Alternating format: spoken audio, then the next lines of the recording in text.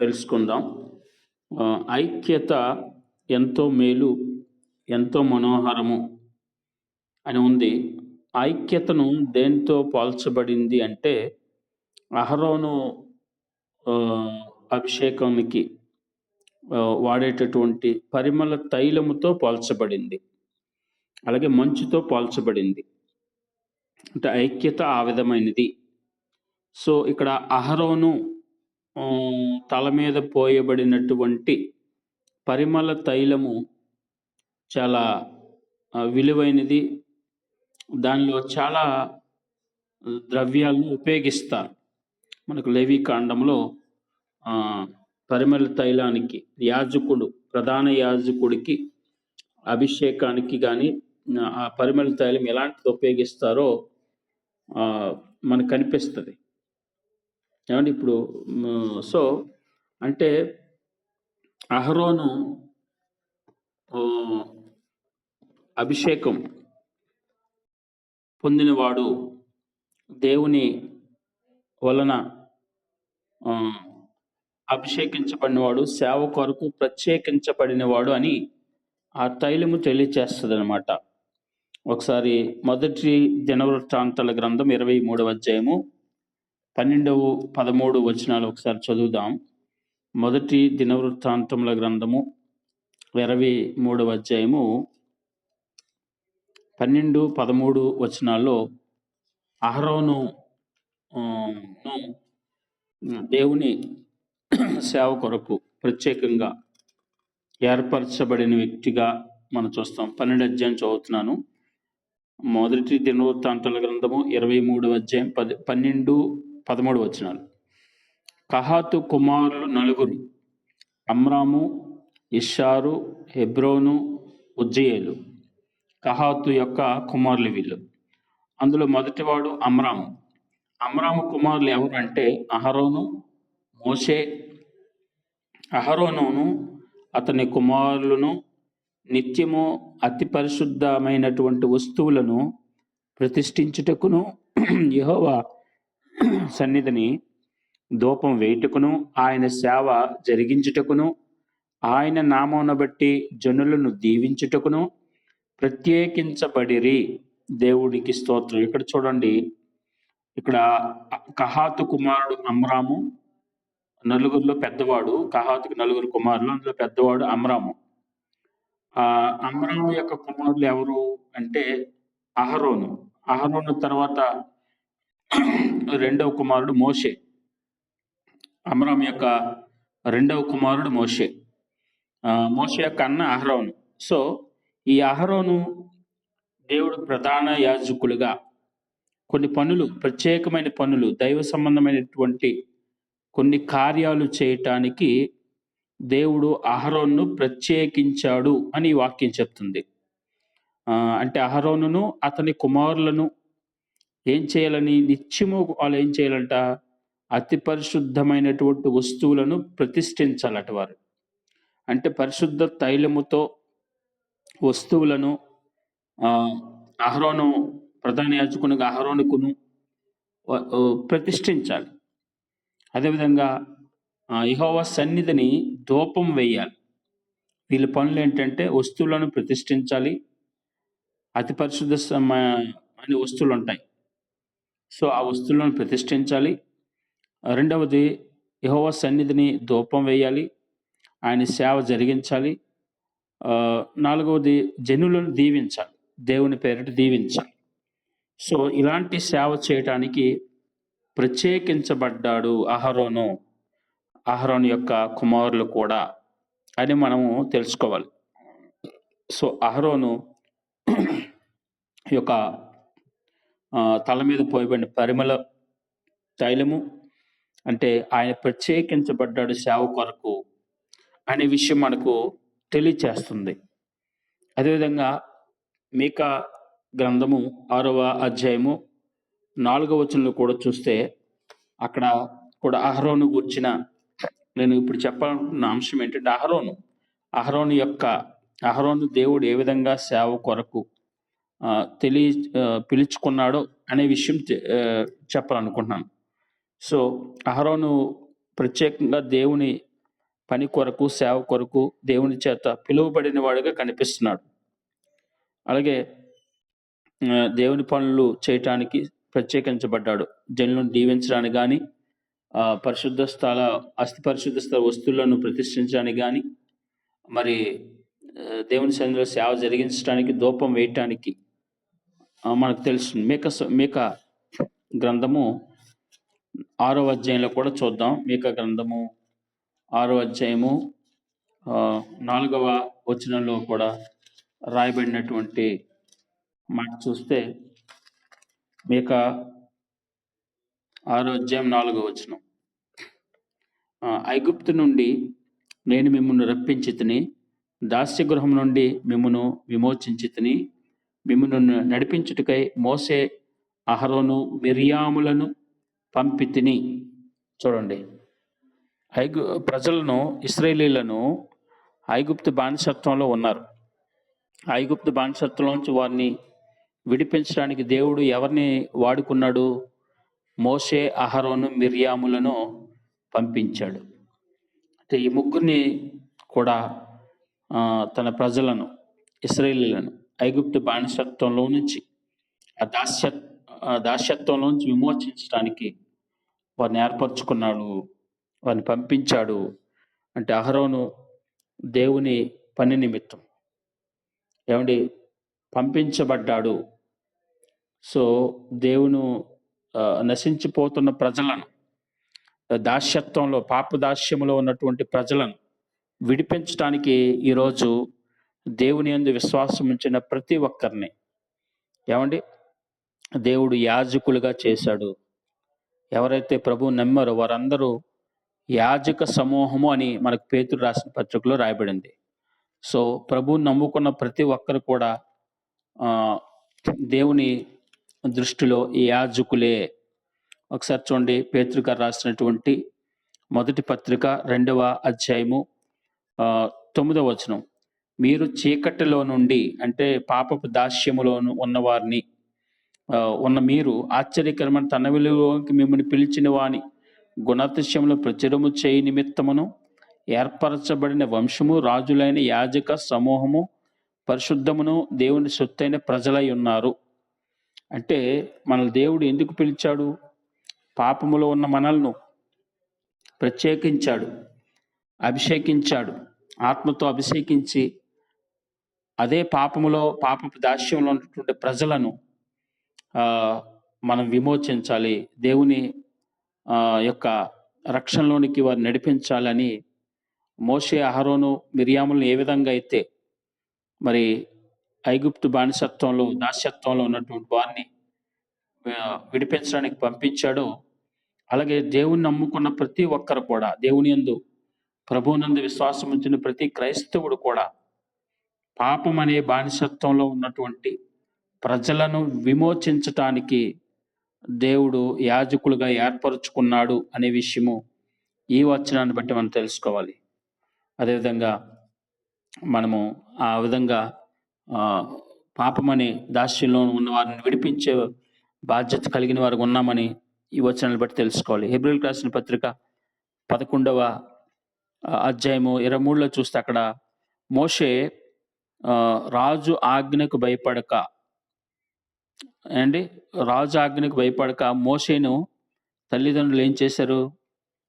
దాచారు. రాజు ఏమని ఆజ్ఞ ఇచ్చాడు? ఇశ్రాయేలీయుల్లో పుట్టినటువంటి ప్రతి మగబిడ్డను చంపేయాలని ఆజ్ఞ ఇచ్చాడు. కానీ ఫరో ఇచ్చిన ఆజ్ఞకు మోషే యొక్క తల్లిదండ్రులు భయపడకుండా మోషేను నైలు నదిలో పారవేయకుండా దాచారు.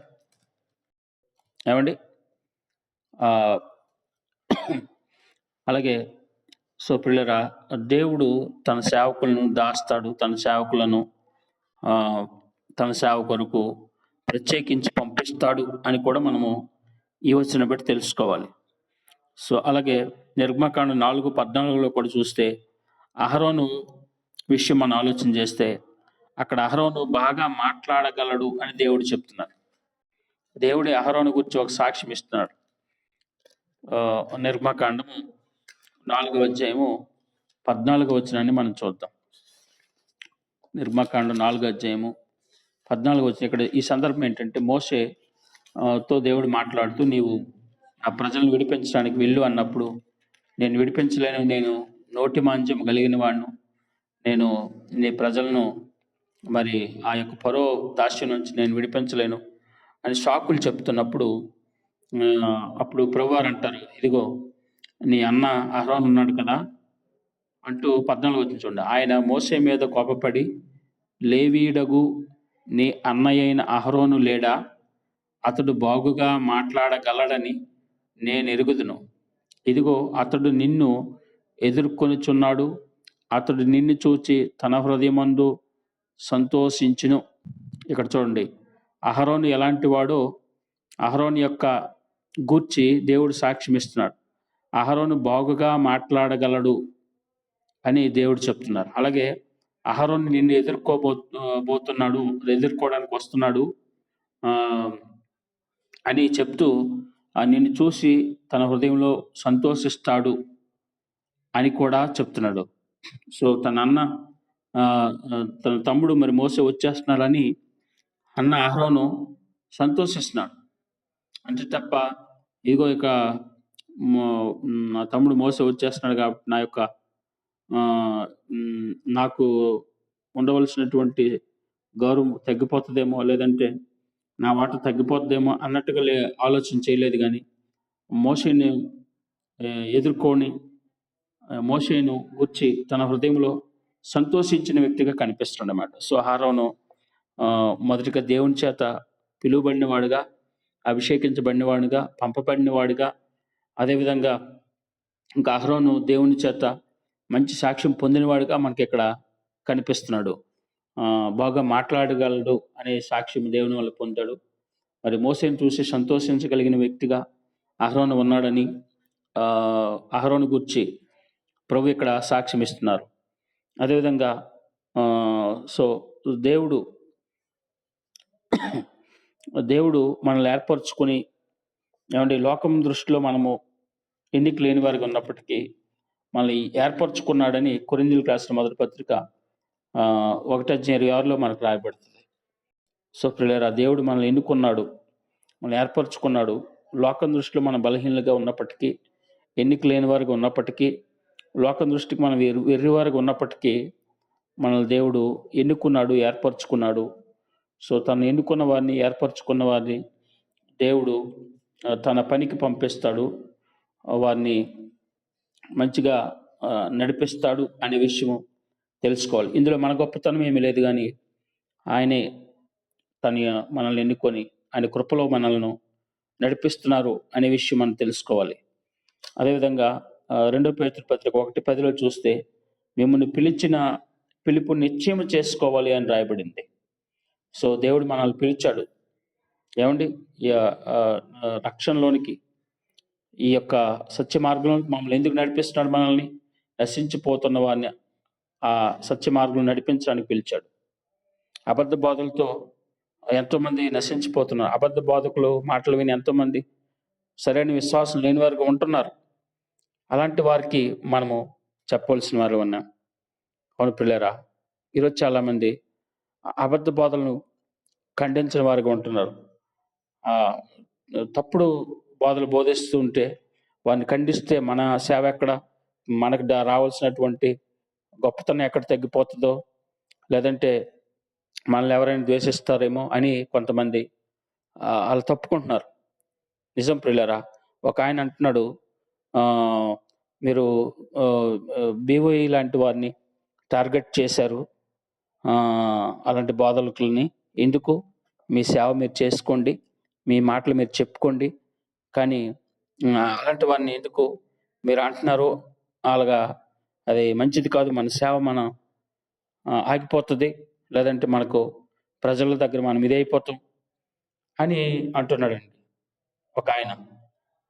అప్పుడు నేను అన్నాను, అయ్యా, ప్రజల యొక్క సంతోషపరచడానికి సేవలోనికి రాలేదు.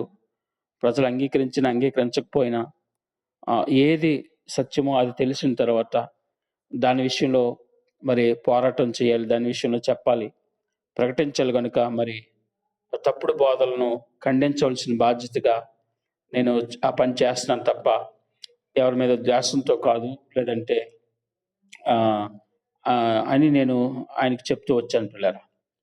ఈరోజు చాలామంది పెద్ద పెద్ద సేవకులు తప్పుడు బోధలు చేస్తూ ఉంటే, అనేక మంది వారిని ఫాలో అవుతుంటే, అది చేస్తున్న తప్పుడు బోధని తెలిసి కూడా ఖండించని వారుగా ఉంటున్నారు. ఇది చాలా బాధ కలిగించేటటువంటి విషయం. అందుకని ప్రియులారా, యేసుప్రభువారి దైవత్వాన్ని కించపరుస్తుంటే, ఆయన చిన్న దేవుడు, ఆయన తక్కువ దేవుడు అన్నట్టుగా బోధిస్తూ ఉంటే ఎంత బాధగుంటది? ఈరోజు చాలా మందికి ఆ బాధ లేనట్టుగా ఉంది.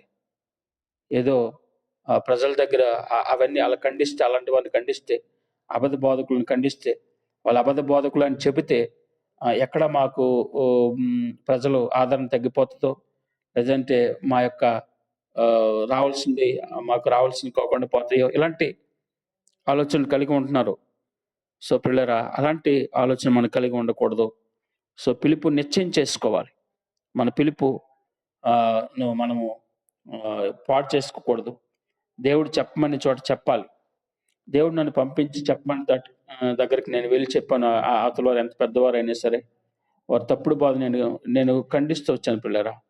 ఇది నా గొప్పతనం కాదు గానీ, ఆయన నాకు ఇచ్చిన కృప అని నేను చెప్పగలను. సో పిల్లరా, సంఖ్యాకాండం 16 అధ్యాయము 47, 48 వచనాలు కూడా చూడండి. అహరోను ఇంకా ఎలాంటి వాడు అంటే సంఖ్యాకాండం 16 అధ్యాయము 47, 48 వచనాలు. సంఖ్యాకాండం 16 అధ్యాయము 47, 48 వచనాలు చూసినట్లయితే ఇక్కడ ఒక సంఘటన జరిగింది. అదేంటి అంటే మోషే అహరోనుల మీదకు ఒక గుంపు కోరాహు, దాతాను, అబీరాముల గుంపు తిరుగుబాటు చేశారు. తిరుగుబాటు చేసి, మీరేనా నాయకులు, మేము నాయకులం కాదా? ప్రజలను మీరే ఇచ్చేస్తారా, మేము అని తిరుగుబాటు చేశారు. తిరుగుబాటు చేసినప్పుడు దేవుడు వెంటనే దేవుడు కోపం రగులుకొని ఒక తెగులు వచ్చింది ప్రజలను నాశనం చేయటానికి. అప్పుడు ప్రజలు తెగులు చేత నాశనం అయిపోతున్నప్పుడు అప్పుడు మోషే అహరోనుకు చెప్పాడు, ఇదిగో వారు నశించిపోతున్న వారి మధ్యకు పరిగెత్తుకొని వెళ్ళి అని చెప్తాడు. 47వ వచనం చూడండి. మోషే చెప్పినట్టుగా అహరోను వారిని తీసుకొని సమాజం వాటిని తీసుకొని వేటిని పైన చెప్పినటువంటి బలిపీట నిప్పులతో ధూపం వేసి ఆ ధూపార్తిని తీసుకొని వెళ్ళాడనమాట. ఆ ధూపార్తిని తీసుకొని పోయి తెగుళ్ళు జనుల్లో పెట్టిండును. కాగా అతడు ధూపం వేసి ఆ జనుల నిమిత్తము ప్రాయశ్చిత్తం చేసెను. అతడు చచ్చిన వారికి బతికిన వారికి మధ్య నిలబడగా ఆ తెగులు ఆగెను. ఇక్కడ అహరోను చచ్చిన వారికి బ్రతికిన వారికి మధ్య ధూపం వేసి దేవుని కోపం చల్లార్చే విధంగా మధ్య నిల్చొని ఉన్నాడు పిల్లలు. అందువల్ల అక్కడ తెగులు ఆగిపోయింది. చూడండి, తమ మీద వ్యతిరేకంగా తిరుగుబాటు చేసిన వారు నశించిపోతున్న తిరుగుబాటు చేసిన వారికి ఏమి జరగకూడదని ఇక్కడ అహరోను ధూపం వేస్తున్నట్టు చూస్తున్నాం. ఈరోజు కూడా మనం కూడా అందుకే పిలువబడ్డాం. మనకు వ్యతిరేకంగా మాట్లాడుతున్న వారు, మనల్ని వ్యతిరేకిస్తున్న వారిని కూడా నాశనం అవ్వకుండా వారి కోసం ధూపం వేయవలసిన వారుగా మనం ఉన్నాం. ఆ ప్రార్థన అనే ధూపం వారి కోసం వేయాలి. మనకు వ్యతిరేకంగా మాట్లాడుతున్న వారు, మనకు వ్యతిరేకంగా హింసిస్తున్న వారి కొరకు కూడా మనము అహరోనులాగా ధూపం వేసేవారిగా ఉండాలి. వారు నశించిపోకుండా మనము నిలబడాలి అనే విషయం, ఈ అహరోను అలా నిలబడ్డాడు అనే విషయం మనకు తెలియజేస్తుంది పిల్లరా. సో అహరోను ఒకటి దేవుని చేత పిలువబడ్డాడు, దేవుని చేత పంపబడ్డాడు. రెండవది మంచిగా మాట్లాడగలడు, మోషేని చూసి హృదయంలో సంతోషిస్తున్నాడు అనేటటువంటి సాక్ష్యం పొందినవాడుగా ఉన్నాడు. అలాగే తన మీద తిరుగుబాటు చేసిన వారిని, తన మీద వ్యతిరేకంగా మాట్లాడిన వారిని రక్షించటానికి అహరోను ధూపార్తిని పట్టుకొని నశించిపోతున్న ప్రజలను రక్షించడానికి, నశించిపోతున్న ప్రజలను దేవుని యొద్దకు నడిపించడానికి ఆయన ఎప్పటికీ కూడా సిద్ధంగా ఉన్నటువంటి గొప్ప దైవజనుడిగా, గొప్ప యాజకుడిగా కనిపిస్తున్నాడు.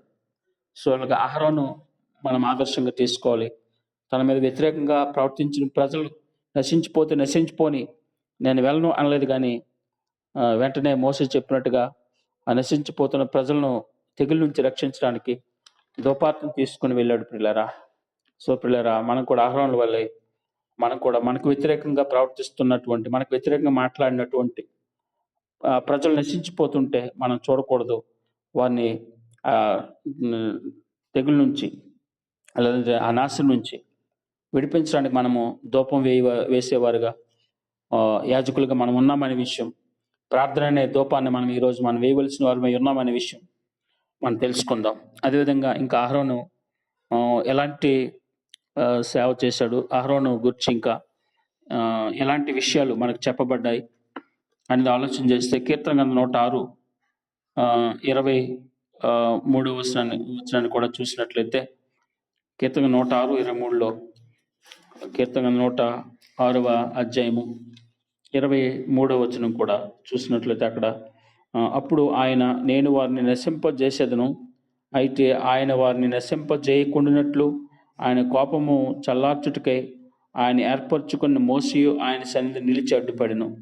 ఇక్కడ మోషే కూడా అహరోను మోషే ఇద్దరు కూడా దేవుని ప్రజలను, దేవునికి వ్యతిరేకంగా పాపం చేసినటువంటి ప్రజలు నశించిపోకూడదని, దేవుని కోపం వారి మీద పడకుండా దేవుని కోపం చల్లార్చడానికి మోషే అడ్డుపడ్డాడు, దేవుని సన్నిధిలో నిల్చున్నాడు. దేవా, మరి వారి పాపాన్ని బట్టి వారు నశింప చేయకుండా వారి పాపాన్ని క్షమించని మోషే, అహరోను ఏ విధంగా అడ్డుపడ్డారు, అలాగే ఈరోజు కూడా ఎంతోమంది ప్రజలు సత్యదేవుని ఎరుగక, నిజదేవుని ఎరుగక పాపం చేస్తున్నటువంటి ఆ ప్రజల యొక్క పాపానికి దేవుని కోపం వారి మీదకి రాకుండా, దేవుడు యొక్క శిక్ష వారి మీదకి రాకుండా, ఆ యాజకులుగా అహరోను మోషేలాగా మనం కూడా ఈరోజు యాజకులుగా ఉన్నాం కనుక ప్రజలను ఆ యొక్క శిక్ష నుంచి మనము ప్రార్థన చేసేవారుగా, దేవుడు విడిపించాలని అడ్డుపడేవారుగా ఉండాలని ఈ యొక్క విషయాలు మనకు తెలియజేస్తున్నాయి. ఇంకా అహరోను ఎలాంటి వ్యక్తిగా ఉన్నాడో మనం చూసినట్లయితే మరొక సందర్భం చూద్దాం. లేవి కాండము 10వ అధ్యాయం చూద్దాం. లేవి కాండము 10వ అధ్యాయము. ఇక్కడ అహరోను యొక్క కుమారులు కనిపిస్తున్నారండి. వీరేం చేశారు చూద్దాం. అహరోను కుమారులైన నాదాబు, అబీహులు తమ ధూపార్తులను తీసుకొని వాటిలో నిప్పులుంచి వాటి మీద ధూపద్రవ్యం వేసి, యెహోవా తమకు ఆజ్ఞాపించని వేరొక అగ్ని ఆయన సన్నిధికి తేగా, యెహోవా సన్నిధి నుండి అగ్ని బయలుదేరి వారిని కాల్చివేసెను. వారు యెహోవా సన్నిధిని మృతి పొందిరి. అప్పుడు మోషే అహరోనుతో ఇట్లనెను, ఇది యెహోవా చెప్పిన మాట, నా యొద్ద నుండు వారి యందు నేను నన్ను పరిశుద్ధపరుచుకుందును, ప్రజలందరి ఎదుట నన్ను మహింపరుచుకుందును. అహరోను మౌనంగా ఉండెను. ఇక్కడ చూడండి, ఇక్కడ ఏం జరిగింది అంటే, అహరోను యొక్క కుమారులు నాదాబు, అబీహులు వీరు యాజకులుగా ఉన్నారు. వీరు ధూపం వేయాలి. ధూపం వేయాలంటే నిప్పులు ఉండాలి కదా. నిప్పులు మరి ఎక్కడి నుంచి తేవాలంటే, బలిపీఠం దగ్గర దహన బలి చేసినటువంటి పశువు దహన బలి చేసిన ఉన్నటువంటి ఆ నిప్పులు మాత్రమే తేవాలి. వేరే ఎక్కడ నిప్పులు తెచ్చి ధూపార్తిలో ధూపం వేయకూడదు. కానీ వీరు ఏం చేశారు, వీరికి తెలుసు ఆ నిప్పులు మాత్రం, బలిపీఠం దగ్గర ఉన్నటువంటి దహన బలి పీఠం దగ్గర ఉన్నటువంటి నిప్పులు మాత్రం తీసుకుని వచ్చి ధూపార్తిలో ధూపం వేయాలని తెలుసు వీరికి. తెలిసి కూడా వీరు దేవుని మాటలు తెలుసు కూడా వీరు ఏం చేశారు, దేవుని మాటలకు వ్యతిరేకంగా పాపం చేశారు. వెంటనే వారి మీదకి శిక్ష వచ్చింది. వెంటనే వారిని దేవుడు పరలోకం నుండి అగ్ని దిగొచ్చి వారిని కాల్చివేసినట్టుగా చూస్తున్నాం. సో అప్పుడు అహరోను స్పందన ఏంటి అంటే, మౌనంగా ఉన్నాడు దేవుని సన్నిధిలో. చూడండి పిల్లలు, అంటే అహరోను అలాంటి పరిస్థితి ఎదురైనప్పుడు అహరోను ఏమీ అనలేదు. తన ఇద్దరు కుమారులు చనిపోయినా సరే అహరోను అక్కడ ఏమీ నోరెత్తలేదు. మౌనము వహించాడు. నిజం ప్రియులారా, కొన్ని సందర్భాల్లో మౌనము చాలా మంచిది. యేసుప్రభు వారు కూడా మౌనంగా ఉన్నారట. యెషయా గ్రంథం 53 మౌనం ఉన్నటువంటి యేసుప్రభు వారిని సూచిస్తుంది అక్కడ. సో మౌనంగా ఉండడం మంచిది.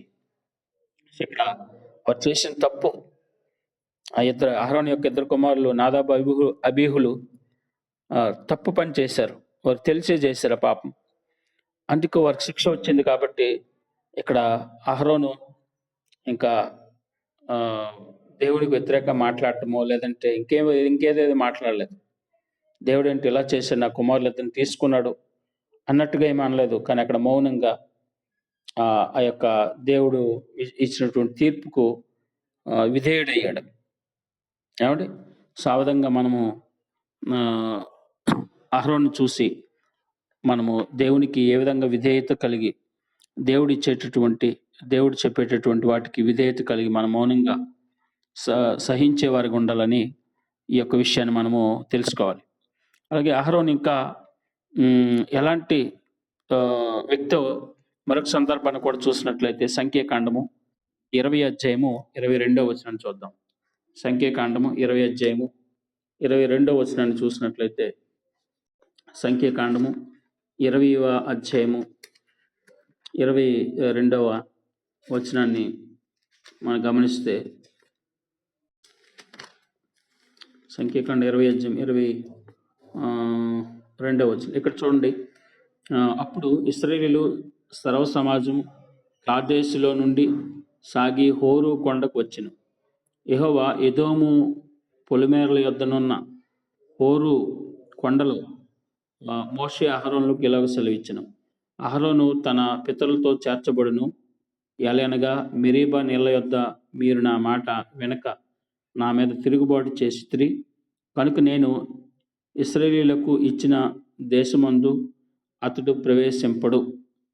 నీవు అహరోనును అతని కుమారుడైన ఎలియాజరును తోడుకొని హోరు కొండ ఎక్కి అహరోను వస్త్రములు తీసి అతని కుమారుడైన ఎలియాజరునకు తొడిగించుము. అహరోను తన పితరులతో చేర్చబడి అక్కడ చనిపోవును.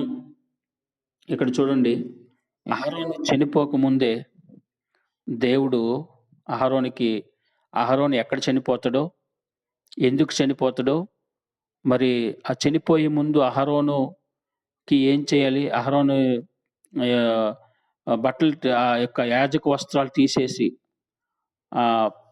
తన అహరోను యొక్క కుమారుడని ఎలియాజరుకు ఆ యాజక వస్త్రాలు తొడిగించాలని మోషేకు చెప్పినప్పుడు అహరోను ఆ మాటలకు విధేయుడయ్యాడు. ఏమండి, ఆ మాటలకు లోబడి ఉన్నాడు అహరోను. చూడండి, అంటే ఇక్కడ ముందే చనిపోతావని చెప్పాడు దేవుడు. ఎందుకు చనిపోతావో చెప్పాడు. ఎందుకంటే అంతకుముందు మోషే అహరోన్లు మెరీబా అనే ఆ యొక్క స్థలంలో దేవునికి విరుద్ధంగా మాట్లాడారు. దేవుడు చెప్పిన పని చేయకుండా ఆయన చెప్పని పని చేశారు. బండను ఒకసారి బండతో మాట్లాడండి అంటే బండను కొట్టారు. బండను కొట్టడం అనేది దేవుడు చెప్పింది బండతో మాట్లాడమని, బండను కొట్టమని కాదు. కానీ అక్కడ దేవుడు చెప్పిన పని చేయలేదు. అలాగే దేవుని ప్రజలైనటువంటి ఇశ్రాయేలీయులను వారు దూషించారు. సో వారు చేసినటువంటి ఆ యొక్క తప్పుల్ని బట్టి వెంటనే ఇక్కడ చూడండి, అదే సంఖ్యాకాండ 20 ఉంది సందర్భం. 7వ వచనం నుంచి చూసినట్లయితే అంతటా యెహోవా మోషేకు ఇలాగ ఇచ్చాడు. నీవు నీ కర్ర తీసుకొని నీవును నీ సహోదరుని అహరోనును ఈ సమాజము పోగు చేసి వారి కన్నుల ఎదుట ఆ బండతో మాట్లాడము, అది నీళ్ళిచ్చును. నీవు వారి కొరకు నీళ్లను బండల నుండి రప్పించి సమాజం కొరకు వారి పశువులకు నీళ్ళిమ్ము. యెహోవా అతని ఆజ్ఞాపించినట్లు మోషే ఆయన సన్నిధి నుండి ఆ కర్రను తీసుకొని పోయిను. తర్వాత మోషే అహరోనులు ఆ బండ ఎదుట సమాజం పోగు చేసినప్పుడు అతడు వారితో, ద్రోహులారా, మేము ఈ బండలో నుండి మీకు నీళ్లు రప్పించవలనా అనిను. చూడండి, ఇక్కడ ఏమన్నారు మోషే అహరోనులు? ద్రోహులారా, మేము అంటే ఇశ్రాయేలీయులు ద్రోహులారా అంటున్నారు. తిడుతున్నారు. అదేవిధంగా మేమే ఈ బండలోంచి నీళ్లు మీకోసం రప్పిస్తున్నాము అన్నట్టుగా తమను తాము గనపరుచుకుంటూ, తమను తాము గొప్ప చేసుకుంటూ తగ్గింపు లేని మాటలు మాట్లాడుతున్నారిక్కడ. మూసా, అహరోనులు ఈ ప్రజల మీద. సో, ప్రజలను ద్రోహులారా అని అంటున్నారు. మేమే బండలోంచి నీళ్లు రప్పిస్తున్నాము అన్నట్టుగా ఆహ్, వారు మాట్లాడుతున్నారు. అలా మాట్లాడడమే కాకుండా ఆయన చెప్పిన పని ఇంకేంటి, బండతో మాట్లాడండి అంటే బండను 2 సార్లు కొట్టారు. అందువల్ల దేవుడు వెంటనే మీరు ఈ యొక్క ప్రజలను ఆ కనాను దేశంలోకి తీసుకొని వెళ్లరు. మీరు కూడా ఆ దేశంలోకి ప్రవేశించరని చెప్పేసాడు. సో, అదేవిధంగా హోరు కొండ దగ్గర మరి అహరోను చనిపోతాడు. ఎందుకంటే మీరు చేసిన ఆ తప్పుని బట్టి మరి కనానులోకి వెళ్ళడు. అహరోను వెళ్ళడు, నువ్వు కూడా వెళ్ళవు అని దేవుడు అన్నప్పుడు అహరోను ఆ మాటకు విధేయుడయ్యాడు. తన తప్పును ఒప్పుకున్నాడు. ఆ ప్రధాన యాజకుడిగా ఉన్నటువంటి ఆ వ్యక్తి తన పదవి పోతదేమో అని అనుకోలేదు గానీ, వెంటనే తన కుమారుడికి ఆ వస్త్రాలు ఇవ్వటానికి సిద్ధంగా ఉన్నాడు. అక్కడ దేవుడు మాట ప్రకారంగా చనిపోవడానికి, మరణించడానికి సిద్ధంగా అహరోను సిద్ధపడి ఉన్నాడు. అలాంటి తగ్గింపు, అలాంటి విధేయత అహరోను నేర్చుకున్నాడు. అహరోను జీవితంలో మనకు కనిపిస్తుంది. సో, కొన్ని లోపాలు అహరోనులో ఉన్నప్పటికీ, ఈ మెరీబా జల యొద్ద గాని, లేదంటే నిర్గమకాండం 32 అధ్యాయంలో కూడా ఒక బంగారు దూడను చేయటం విషయంలో గాని, అలాంటి లోపాలు ఉన్నప్పటికీ అహరోను దేవుని చేత పిలువబడిన యాజకుడిగా, పంపబడినటువంటి యాజకుడిగా ఉన్నాడు. అదేవిధంగా తగ్గింపు కలిగిన వ్యక్తిగా కనిపిస్తున్నారు. అదేవిధంగా ఇంకా పిలుపు కలిగిన వ్యక్తిగా కనిపిస్తున్నాడు. సో, ఆ విధంగా చక్కటి సేవకునిగా మనకు కనిపిస్తున్నాడు ప్రియులారా. సో, ఆ విధంగా మనం దేవుని యొక్క పరిచర్యను జరిగించేవారుగా, దేవుని సేవలో ముందుకు వెళ్ళేవారుగా ఉందాం.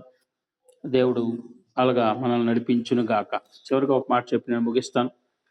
రోమీయులకు రాసిన పత్రిక 12 అధ్యాయం 1వ వచనం చూస్తే, కాబట్టి సహోదరులారా, పరిశుద్ధమును దేవునికి అనుకూలమైన సజీవ యాగముగా మీ శరీరములను ఆయనకు సమర్పించుకోండి. దేవుని వాత్సల్యమును బట్టి మిమ్మును బ్రతిమాలుకొనుచున్నాను. ఇట్టి సేవ మీకు యుక్తమైనది.